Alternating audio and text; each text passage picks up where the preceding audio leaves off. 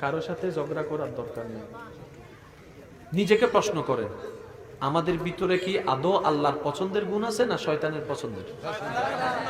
এটা তো এতদিন ছিল, সব সময় কি এটাই থাকবে? একটু পরিবর্তনের তো দরকার আছে।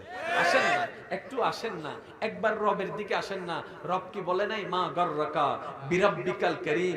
বারবার কি আপনাকে আপনার রব ডাকে নাই মা গররাকা বিরাব্বিকাল করিম? প্রত্যেকটা দিন প্রতিটা মুহূর্তে আপনার রব আপনাকে ডাকছে, বান্দা মা গররাকা বিরাব্বিকাল করিম, মা গররাকা বিরাব্বিকাল করিম। খাওয়াই আমি, তুমি যাচ্ছ কোন দিকে?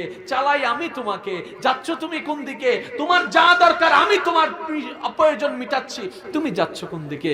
বান্দা বলে আল্লাহ অনেকটা বছর হয়েছে তোমার দিকে যাই নাই, শুক্রবারে তাও গিয়েছি 2 রাকাত পরে চলে এসেছি, এটা ট্রেডিশনাল একটা নামাজ পড়েছি, না হলে সমাজের মানুষ খারাপ বলবে, মায় ঝাঁটা দিয়ে পিটাবে, সেজন্য গিয়েছি মওলা। বুঝতে পারি নাই তোমার দয়া, বুঝতে পারি নাই তোমার রহমত, বুঝতে পারি নাই তোমার ভালোবাসা মওলা গো। একটা দুইটা দিন নয়, শত শত বছর, শত শত দিন, শত শত দিন, শত শত দিন, মাসের পর মাস, বছরের পর বছর তোমার খাওয়ায়ে, তোমার জমিনে থেকে তোমার বিরোধিতা করেছি, তোমার আদেশ অমান্য করেছি মওলা। বছর তো পার হয়ে গেল, 5 বছর, 10 বছর, 15 বছর, 20 বছর, 30 বছর, 40 বছর হয়েছে মওলা। অবাধ্যতা অনেক করেছি, আজকে কি কোনো সুযোগ আছে আমার? আজকে কি কোনো সুযোগ আছে? আমি কি মাপ পাবো? আমি কি কোনো ক্ষমা পাবো?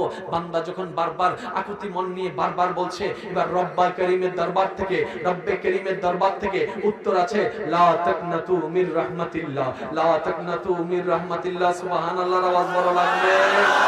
এবার রব্বে করিমের দরবার থেকে আওয়াজ আসে, লা তাকনাতু মির রাহমাতিল্লাহ, লা তাকনাতু মির রাহমাতিল্লাহ। বান্দারে, বান্দারে, কখনো যদি দেখো তোমার মায়ের দরজা তোমার জন্য বন্ধ হয়ে যায়, তখনও তুমি এতটুকু কনফিডেন্স রাখবা তোমার রহমানের দরজা তোমার জন্য খোলা আছে।